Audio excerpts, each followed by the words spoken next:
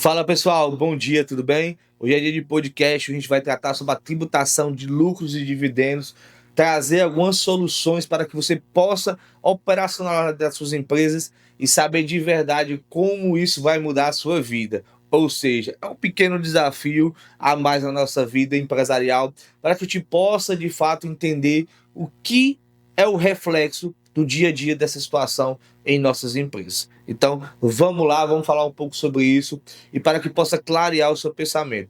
Mas antes de começar o podcast, o principal ponto que eu quero dizer e deixar bem claro que o Brasil tem batido recordes de tributação, recordes de arrecadações consecutivos, históricos, e mesmo assim o país continua com déficit.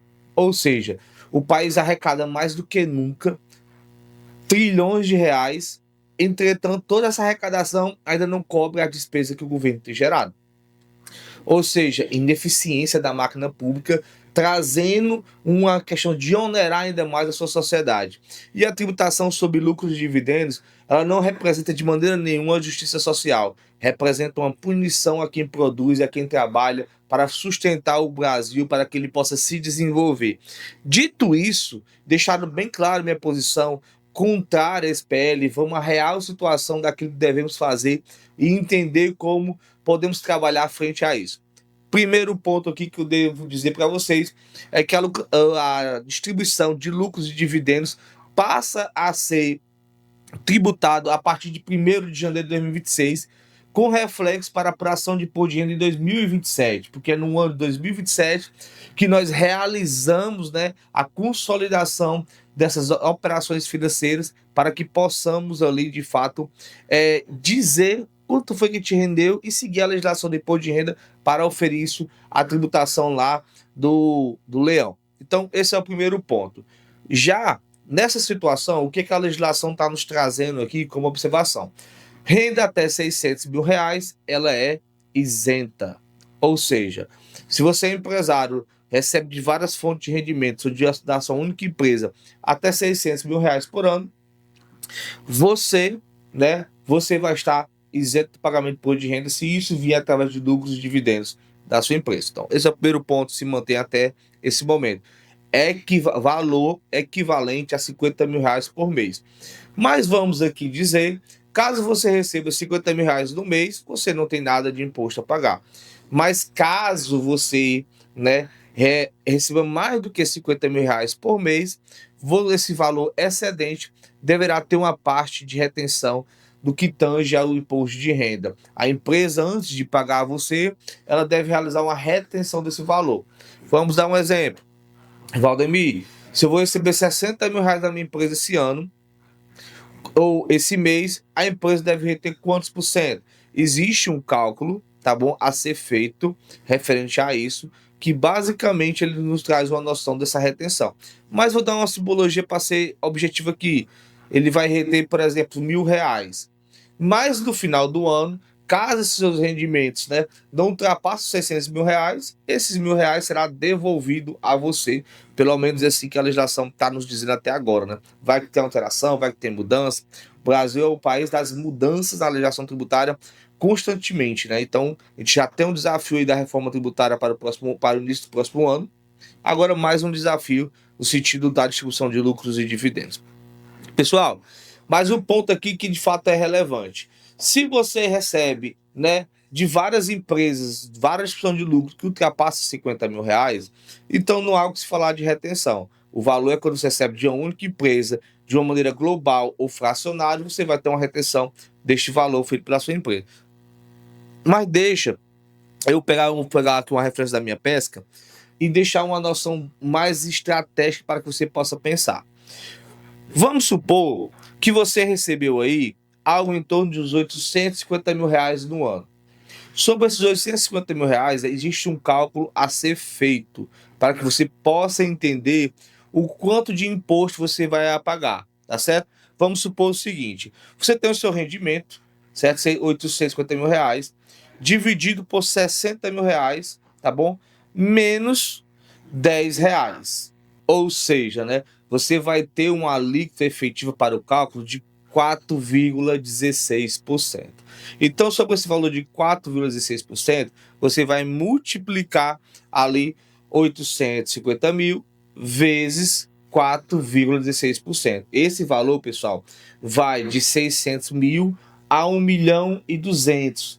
Ultrapassou 1.200.000, aí efetivamente a alíquota é 10%. Então, este é o ponto que eu quero tratar com vocês para poder desmistificar essa situação. Então, caso você tenha pagado esse valor sobre os 850 mil reais, você teve de rendimentos 4,6% total das suas rendas, você vai pagar o valor referente a só esse percentual. Então, vamos desmistificar algumas situações que nos passaram e várias pessoas disseram que a partir de 600 mil reais por ano você vai pagar 10% da carga tributária. Não, não é. Existe uma formulazinha para chegar efetivamente a esse valor. O outro ponto que eu também quero tratar com vocês aqui, que é de maneira estratégica para que você possa pensar e imaginar na sua empresa, é o seguinte: até o dia 31 de dezembro de 2025, você precisa fazer uma ata, certo, de reunião de sócio, ou então você, com alguma das pessoas da sua equipe administrativa, você faz uma ata, fazendo um levantamento dos seus lucros, né, acumulados até então. Reserva de capital, reserva de lucro, enfim, seguindo toda a legislação que é contemplada pela legislação da contabilidade referente a isso. Você seguiu, você verificou que existe um lucro acumulado, vamos dizer, de 2 milhões de reais.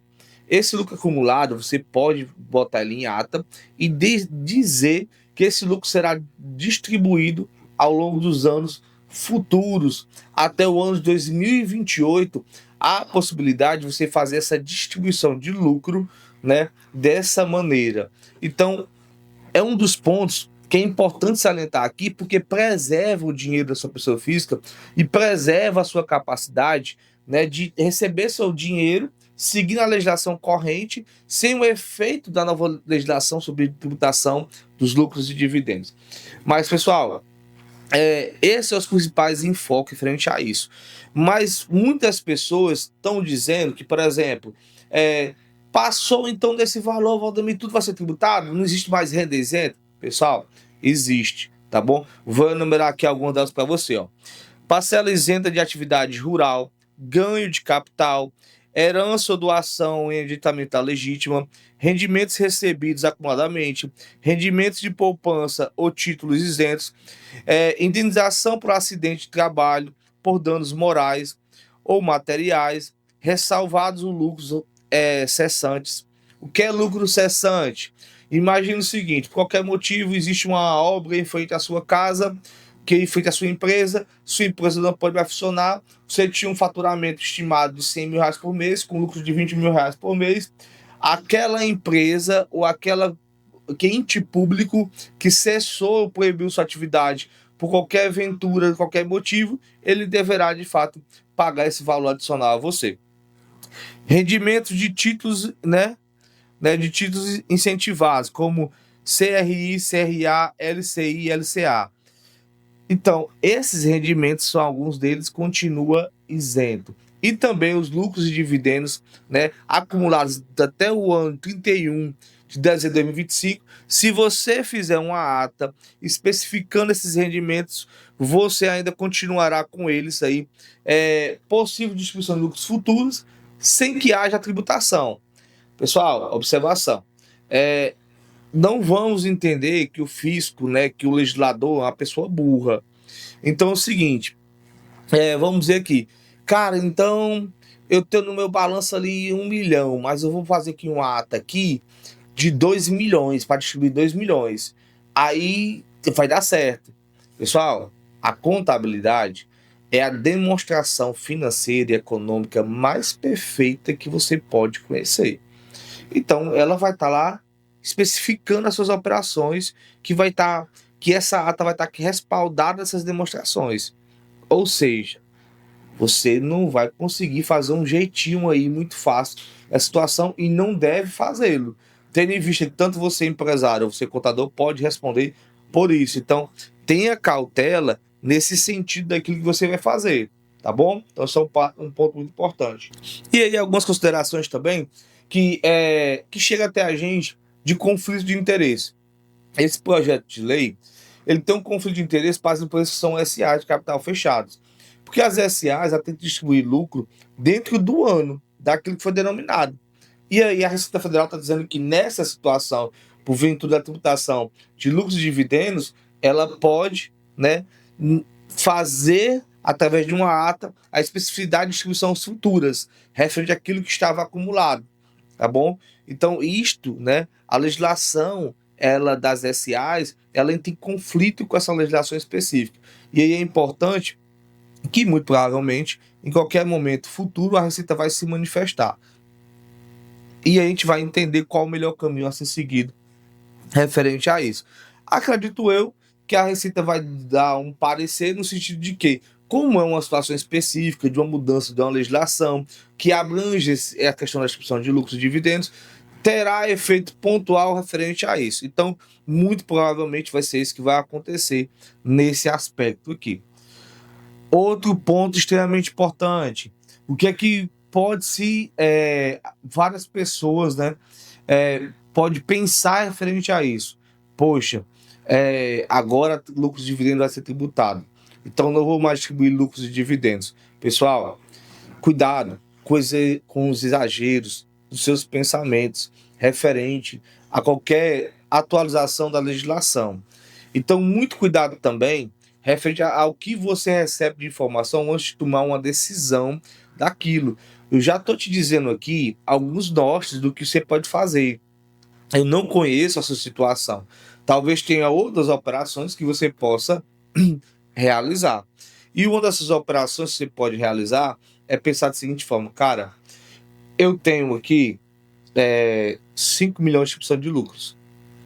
Se você já tem essa informação, você tem que olhar para a sua empresa e dizer, pô, a minha empresa vai precisar desse dinheiro? Sim ou não? Então, a partir disso que você vai tomar as decisões, de maneira coerente, com base naquilo que você tem vivenciado. Existe uma situação que, hipoteticamente, podemos fazer uma reflexão sobre ela, né? A primeira reflexão: Valdemir, se eu tenho 5 milhões, então eu posso distribuir tudo? Pode. Se está demonstrado na contabilidade, você pode distribuir. Aí tá certo, eu vou fazer isso, vou distribuir, vou ficar com esse dinheiro na aplicação da pessoa física. Entretanto, eu vou fazer o seguinte: eu vou depois injetar 2 milhões como contrato de mútuo não remunerado para emprestar esse dinheiro à minha empresa. E caso eu venha precisar, você volta o dinheiro com a obtenção dessa quitação desse contrato de mútuo. É uma operação que, teoricamente, você pode pensar? É uma saída para você? Não sei. É só um cogitamento, né, desse processo que pode fazer. Outro ponto também, né, que a gente tem pensado aí é nas operações de que como vai se dar a partir de então as operações no sentido de benefícios empresariais. Quais são os benefícios que a sua empresa lhe favorece? Quais são os benefícios que a sua empresa favorece aos seus funcionários? Então, outra forma também, que hipoteticamente as empresas podem buscar uma remuneração mais de um bem-estar social, né? Uma remuneração social. Tem se falado uma remuneração social das empresas referente a seus empregados e agora aos seus sócios. É outra questão que a gente pode também estar pensando nessa nova modelagem futura aí do que vem pela frente. Pessoal, opções não faltam. Falta entender qual é a sua especificidade e aquilo que pode ser trabalhado para a sua empresa e para a gestão do seu negócio. Então, um ponto que fique claro: o Brasil não é um país de amador. O Brasil, em questões tributárias, é um país que tem uma legislação extremamente complexa. A reforma tributária mantém as complexibilidades e as dificuldades operacionais e até maiores, mas é para todos. E sobre isso a gente precisa pensar em como construir estratégias para se manter vencedor nesse processo. Esse é o desafio. O mundo todo tem esse desafio. E no Brasil isso é um desafio maior ainda, né? Então, assim, cabe a gente pensar e idealizar maneiras que a legislação, né, nos valide essas operações. O grande detalhe está aqui. É você entender o modelo que lhe serve, empresarialmente falando, e aquilo que de fato você vai colher de resultado na sua gestão.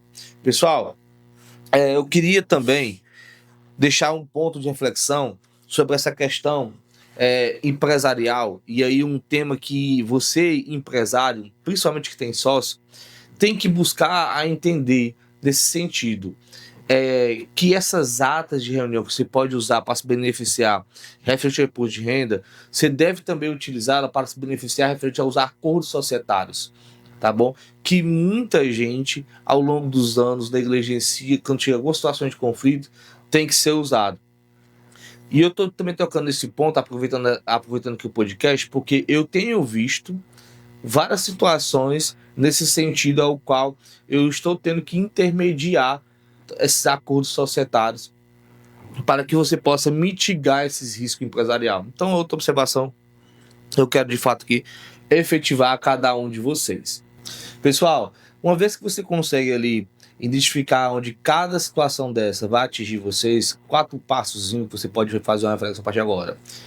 Identificar a distribuição de lucro que você pode denominar até o dia 31 de dezembro de 2025, referente a essas operações acumuladas aqui de lucros e dividendos. Outra questão é que você vai precisar pensar futuramente como se dará as próximas distribuições de lucros empresariais de acordo com o que os sócios esperam alcançar. Porque existe metodologias e fórmulas de se fazer remuneração de capital que não é só pela distribuição de lucros e dividendos. Existem outros mecanismos também que você pode pensar, como até várias empresas pensam clube de benefícios para funcionários. O ponto também que nós devemos pensar é da seguinte forma: o quanto de rendimentos os sócios vão perder referente a essa nova tributação e como se dará a vida deles nesse sentido. Então, você precisa pensar nesse levantamento de distribuição, de como se dará o pensamento futuro dessa distribuição de lucros a partir do ano 2026 e como isso irá impactar os seus sócios, e aquilo precisa ser deliberado em 2025. Esses pontos vão te dar uma estratégia e uma maneira de pensar e suavizar esse impacto na renda do quadro societário das empresas. Então, esse caminho é o ideal a ser seguido.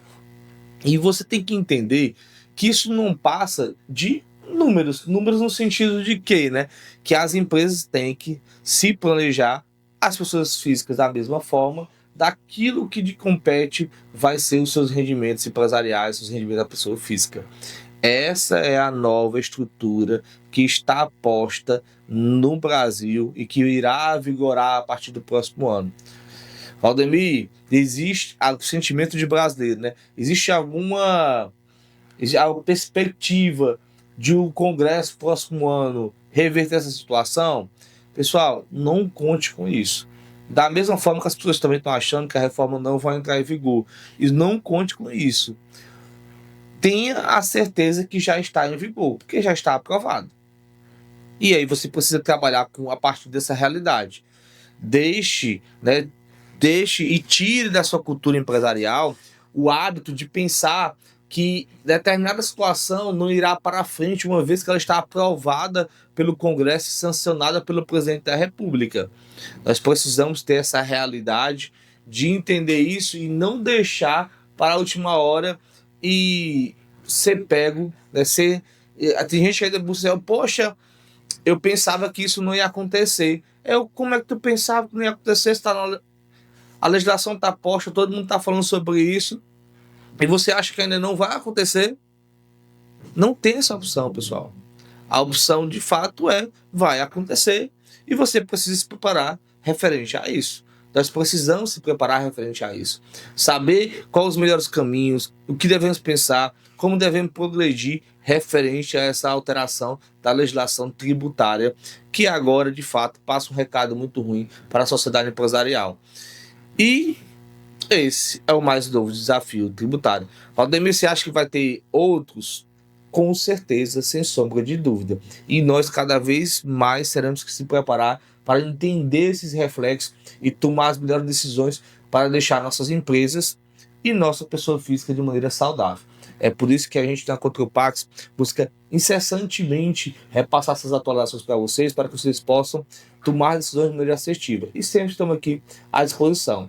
Antes de mais nada, eu queria agradecer aos patrocinadores, a Wise Cowork, a Sites em Cowork, a 2P Partners, a X-Tech, nossa empresa especializada em ponto digital, a Logser Certificado Digital e a WinPay Financeira. Todo esse ecossistema preparado e estruturado para facilitar e aprimorar a vida de cada um dos nossos clientes. Meu muito obrigado a cada um dos nossos patrocinadores e a você também. Forte abraço, te vejo no próximo podcast.